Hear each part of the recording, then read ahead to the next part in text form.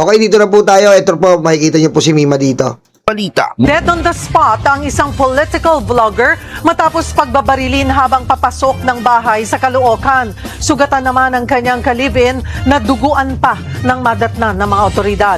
Live mula sa Caloocan, nasa front line ng balitang yan, si News 5 Mr. Exclusive, Gary De Leon. Gary, ano pa ang mga nakalap mong impormasyon sa kasong ito? Cheryl, patay ang political vlogger na si Mima Alicia at kritikal naman sa tama ng bala ang live-in partner nito matapos pagbabarilin ng riding tandem sa harap ng kanilang bahay sa Caloocan. Nakaandusay sa kalsada at wala ng buhay ang babaeng ito nang madatnan ng mga otoridad sa barangay 171, Caloocan City. Pinagbabaril umano ng riding in tandem ang babae na kinilalang si Mima Alicia, isang political vlogger. Grabe, nakita niyo po yung itsura ni Mima. Parang ayokong, pakitignan yung ganun Grabe, no? Grabe. Teka, kunin nga natin yung malinaw na kopya.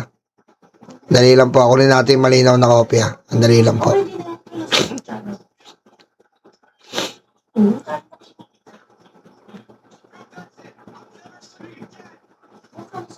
Pinapatawa ko lang po kayo kasi mamaya po papaiyakin ko kayo. Pamaya po papaiyakin ko kayo, promise. Kaya pinapatawa ko lang po kayo. Kasi mamaya po papaiyakin ko kayo. Lang dito, saan ba yun? Saan ba yun?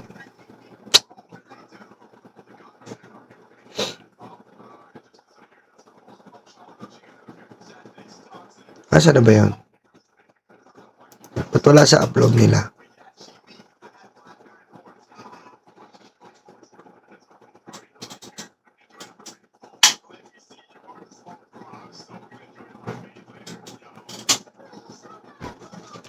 Nasaan na ba yun? Yung mas malaki? Sandali lang po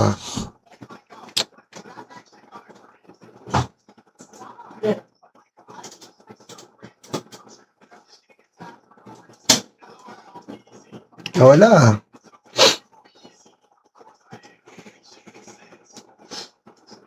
Sige, dyan na lang. Para hindi nyo na rin makita maigi. Ayan po, dito na lang po. Sige. Vlogger na si Mima Alicia at kritikal naman sa tama ng bala ang live-in partner nito matapos pagbabarilin ng riding tandem sa harap ng kanilang bahay sa Caloocan. Nakaandusay sa kalsada at wala ng buhay ang babaeng ito nang madatnan ng mga otoridad sa barangay. Grabe si Mima, nakita niyo po. Ayan si Mima. Ayan nakikita niyo po. Liitan na nga lang po natin, baka makita niyo po Ayan po si Mima, nakadapa. Ayan, makita-kita niyo po. Grabe, no? Grabe, no? Ang hirap ng ganyan, no? Kay 171, Caloocan City. Pinagbabaril umano ng riding in tandem ang babae na kinilala. Grabe, Tingnan niyo, nakikita niyo ba? Nakikita nyo?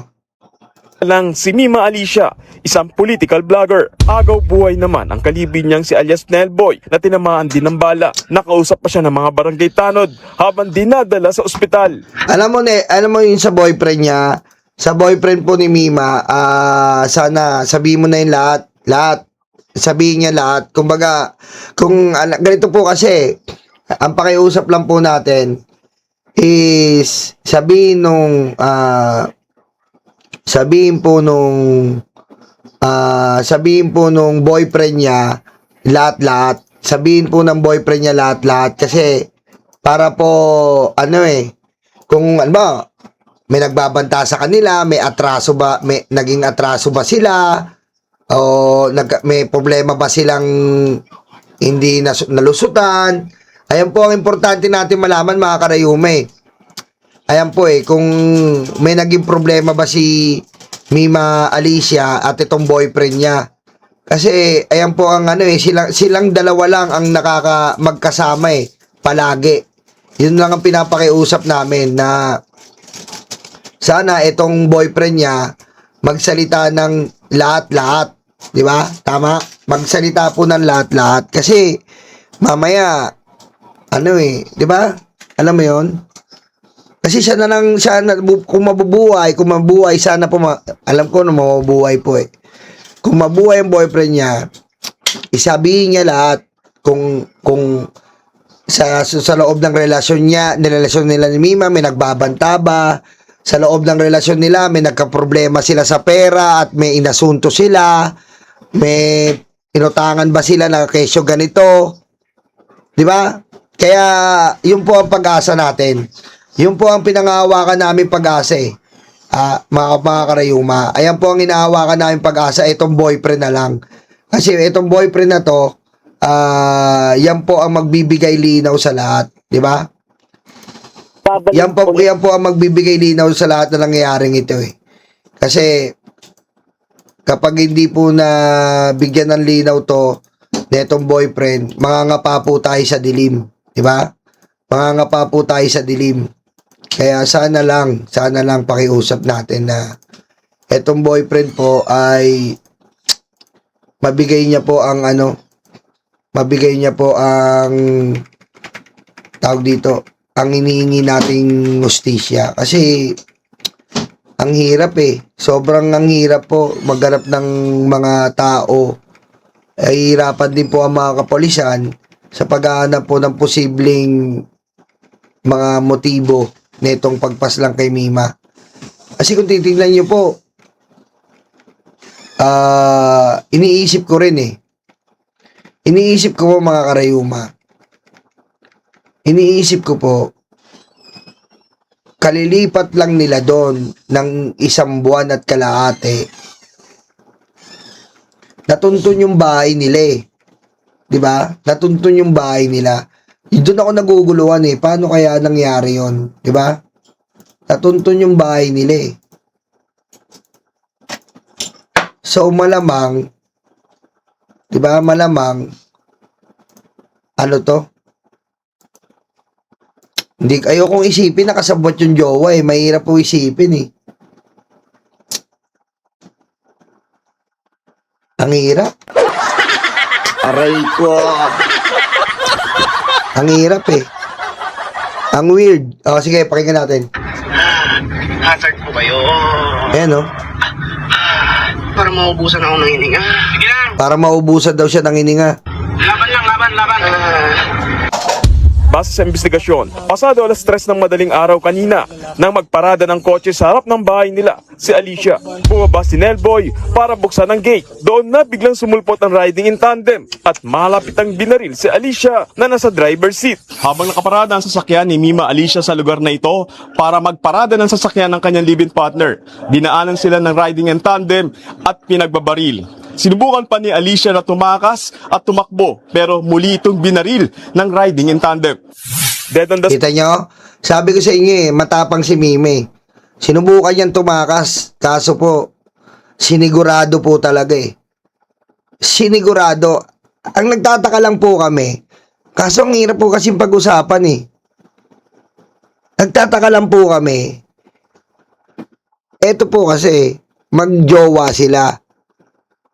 Magtataka si Mima na puruan eh. Kung talagang galit po sa kanilang dalawa sila. Pero si Mima lang po talaga pinuruan eh. Yun po ang tumatakbo sa isip namin, bakit si Mima lang pinuruan? Diba? Yun po ang pinag-uusapan namin. Si Mima lang po pinuruan eh. Sinigurado. Ngayon kung kasi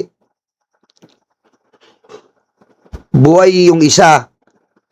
So, may witness pa. 'Di ba? Siyempre pag ano ka, hindi ka na alam mo 'yon? Kapag gagawa ka ng krimen, kailangan malinis eh. Kaso may iniwanan eh.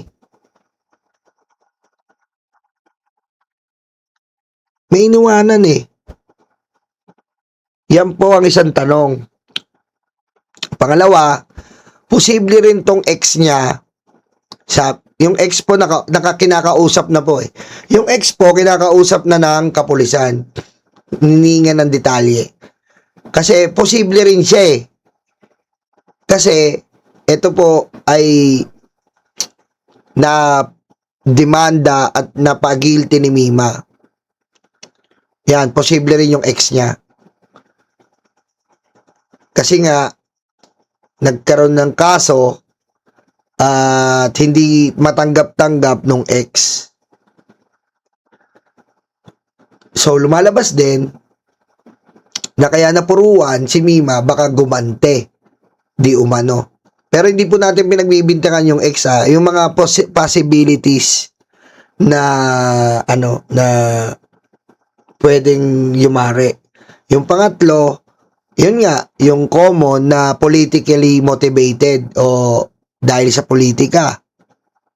Dahil eto nga na lumalabas na ang dami namin death threat.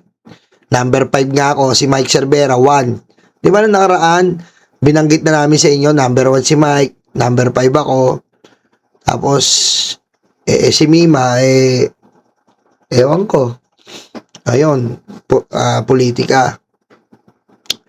So, intayin natin ito, kasi ayun ang pagkakausap namin sa, hindi pa, Katie, hindi pa, nasa morgue pa po si Mima.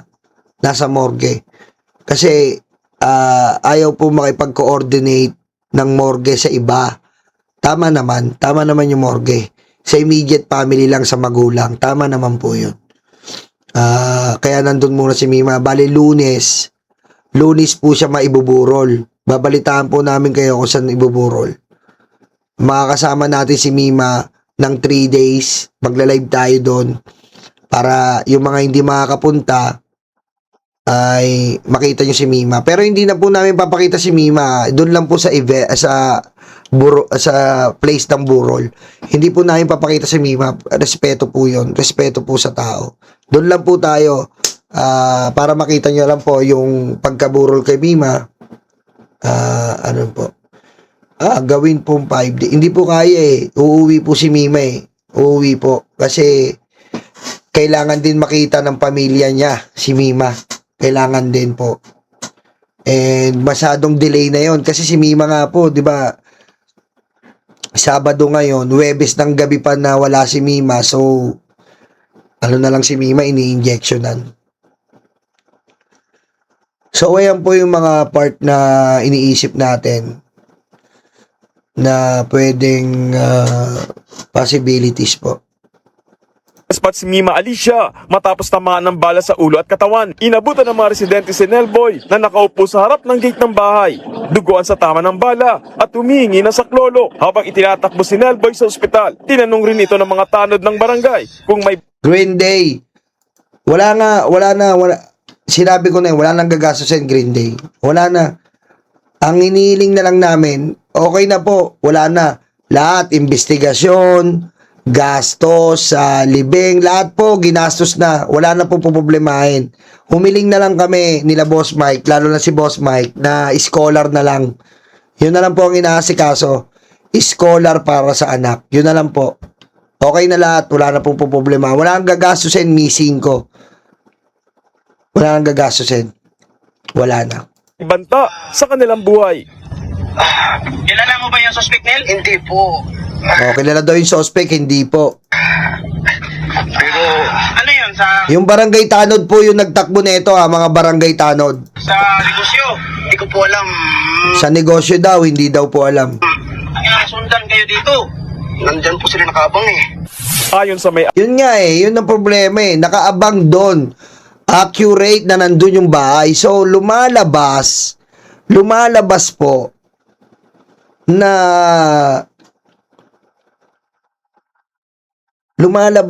natiktikan na to mga 2 linggo na. Natiktikan na to 2 linggo na. Kasi, kung alam talaga nila ang lokasyon ni Mima, dapat kila Mike Cervera sila pupunta. Kung alam nila na doon sila umuwi si Mima, dapat kay Mike Cervera. So, natiktikan to kasi bago pa lang sila bago pa lang sila doon sa bago pa lang po sila diyan sa Caloocan Kila Mike Cervera umuwi yan So, natiktikan to. Na-surveillance, tama. Na-surveillance na si Mima.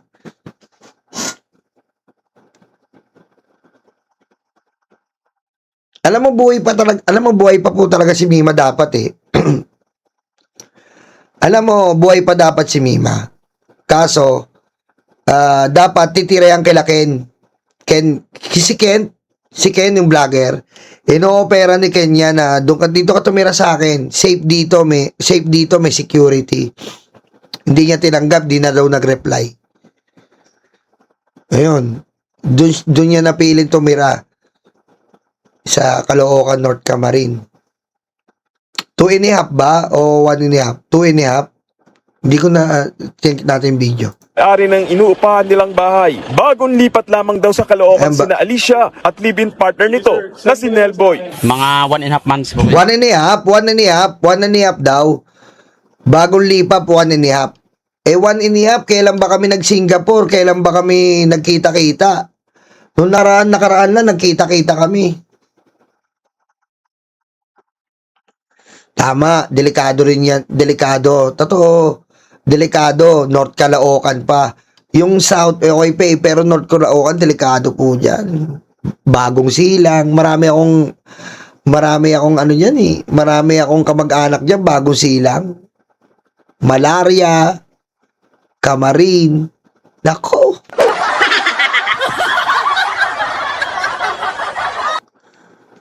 Diba?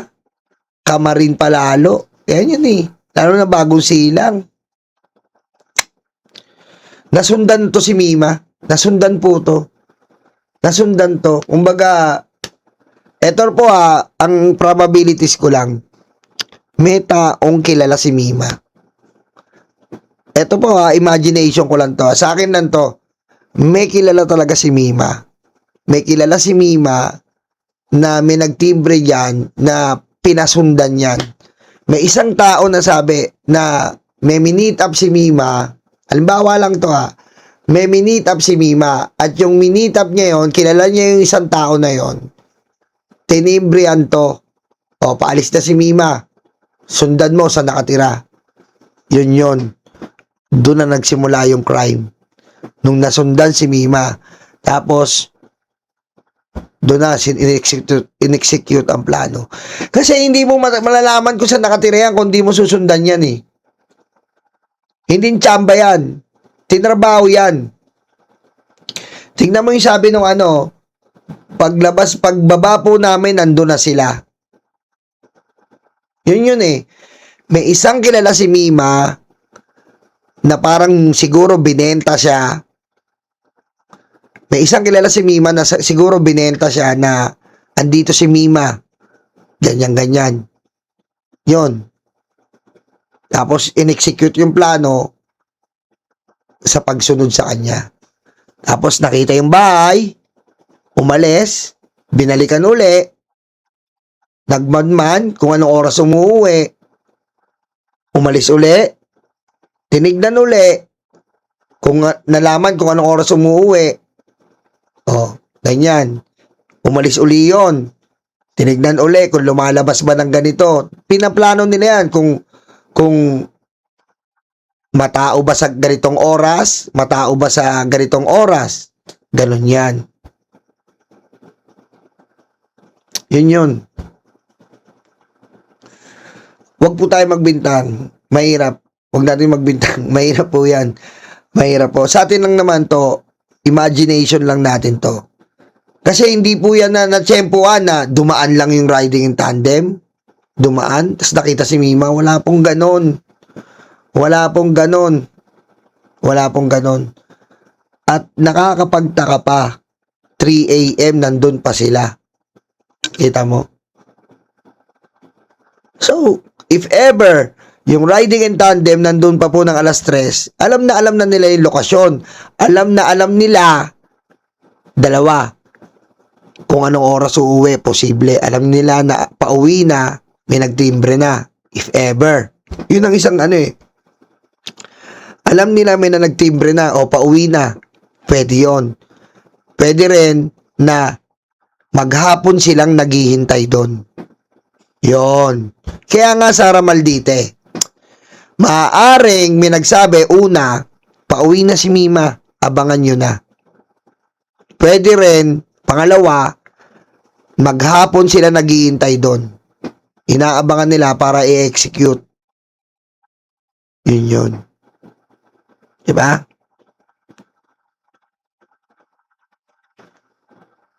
Yun lang, nakakalungkot. Diretso natin. Sir. Sila, ano Opo. pakilala sa inyo, sir? Nagbayan sila ng motor, sir. Kasi yung lalaki, sir, ang kausap ko dyan. Wala raw So, ang pakilala ng lalaki, buy and sell lang siya ng motor. Yun lang po ang pakilala.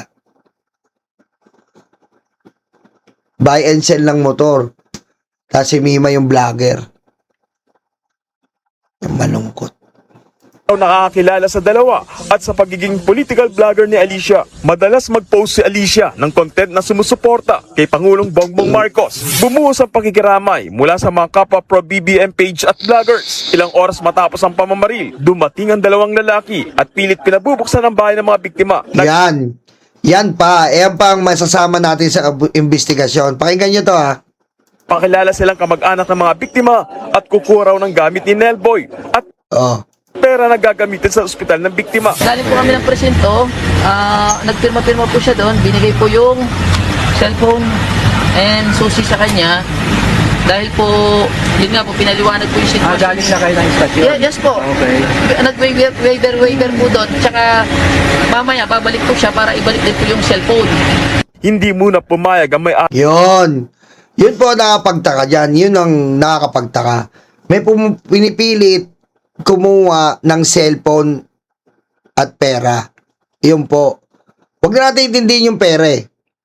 Intindihin po natin ba't kinipilit kinukuha yung cellphone. Pag natamaan ka, hindi mo na intindihin yung cellphone. Tapos dalawang katao pa. Kasi pag natamaan ka, hindi mo intindihin yung cellphone eh. Hindi mo rin iintindihin yung pera. Iintindihin mo yung buhay mo. Ang gagawin mo no, kung may nanay ka, na tayo, nandito ako sa ospital, puntahan niyo ako, magdala kayo ng pera. Eh si Mima naman, wala naman magpapakuha kay Mima.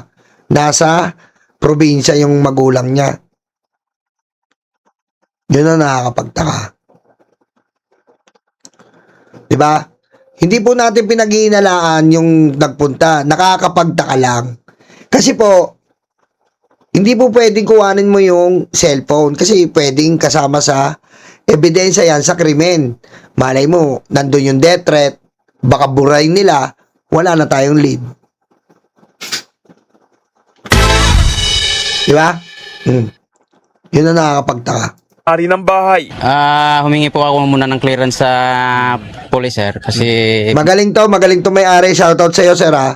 Shoutout sa'yo, magaling ka, magaling. baka under investigation pa po yung bahay. So, para po ma-preserve muna yung... Magaling na may-ari ito. Magaling na may-ari, ma-preserve muna yung ebidensya. Tama. Magaling na may-ari ito. Salamat po sa iyo, sir. Salamat po sa inyo, ha. crime scene, sir. Kabilang nga sa iniimbestigahan Cheryl ngayon ng mga pulis ay kung may kinalaman sa krimen ang negosyo na mag-live-in sa buy and sell ng motorsiklo. Inaalam din kung may kinalaman ang pagpatay kay Mima Alicia sa pagiging political vlogger nito. Cheryl. Maraming salamat, Gary De Leon. Ayan po, ha. Ayan po, nakita niyo po si Mima. Hindi ko na po mapakita yung nakaano siya kasi po makakaiyak po eh. Nakakaiyak po. Ayan po ang update natin kay Mima. Nakakalungkot man po, pero wala eh. 'Di ba? Yun po ako nagtataka doon sa may sumulpot. Kasi yung dalawang sumulpot na bagong mga pumunta doon, nakakapagtaka kasi 'di ba? Dapat kung kamag-anak ka ng boyfriend, hindi mo muna inintindi yun. Iintindi mo muna kung paano mabuhay. Ngayon, kung may kukunin ka doon, suspicious yun. Suspicious yun. Di ba? Di ba? Oh. Pwedeng paginalaan talaga. Di ba? Yun po, mga karayuma. Nakakalungkot, no? Kaya nga sabi ko sa inyo, ayoko kanina na ayoko po kanina na na masyadong malungkot. Ayan, malungkot na naman tayo. Kita nyo? Malungkot na naman tayo, mga karayuma. Ay, nako. So, i-update po namin kayo kasi may meeting po kami ngayon. May meeting po kami ngayon. I-update po namin kayo dito sa ating YouTube. At sa mga nakikiramay, maraming salamat po. Sa mga tumatawa, bahala na po Diyos sa inyo. Okay, saka na natin i-react yung mga tumatawa. Baka mamaya po, mamayang gabi. Okay. Bahala na kayo sa buhay nyo. Tumawa kayo. Bahala kayo. Diba? Diba? Ay, nako. Handa na ba kayong umiyak? Press 67 kung handa nang umiyak. Ha? Sino handa nang umiyak? Press 67.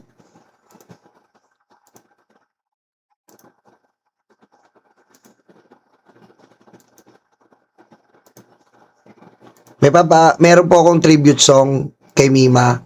Habang ginagawa ko po ito, ay grabe po ang iyak ko. Dahil grabe ang sakit sa puso ng nangyari sa kaibigan namin eh. Alam niyo po yon. Mamatayan ka nga ng aso, masakit eh. Mamatayan ka pa ng kaibigan. Napakasakit po. Medyo minsan dadaanin natin sa biro para gumaan. Pero sa totoo po, sa mga magkakapatid na mga vlogger, sobrang sakit. Ay, mga babayan, pakinggan po natin sabay-sabay ang ating tribute song sa ating kaibigan si Mima. Maraming salamat po sa inyo. Mahal na mahal kayo. Mima, mahal na mahal kita. Mima, I love you. Mga minamahal, Alicia ninyo, nagbabalik muli para sa ating panibagong videos.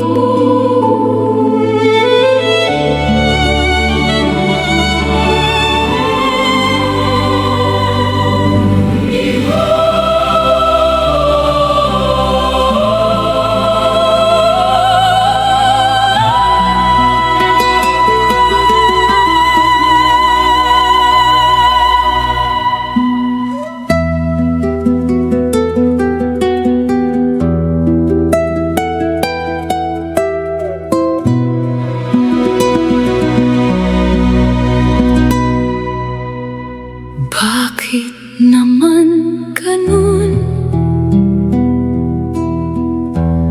Bakit nangyari ito? Isang kaibigan tunay, isang taong totoo, sa isang iglap lang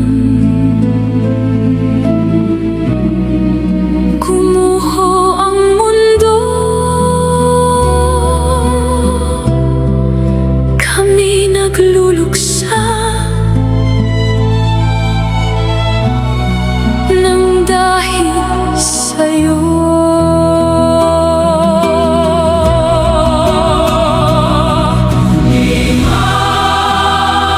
Hindi ka namin malilimutan, Mima. Tunay namin kaibigan, Mima. Hustisya'y